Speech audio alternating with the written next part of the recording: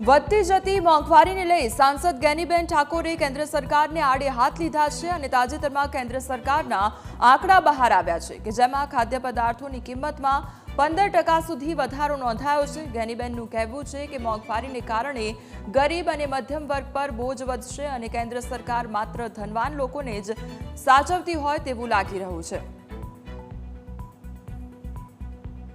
वर्तमान समय में केन्द्र सरकार पासेथी आंकड़ा आव्या के दरेक जीवन जरूरियात चीज वस्तुओं है एमां 15% पण वधारे भाव वधारो तुवर दाळ के आवी जे जीवन जरूरियातवाળી वस्तुओनी अंदर केन्द्र सरकारना आंकड़ा बतावे छे। त्यारे आ सरकार ए गरीबोनी के मध्यम वर्गनी नहीं, उद्योगपतिओनी छे।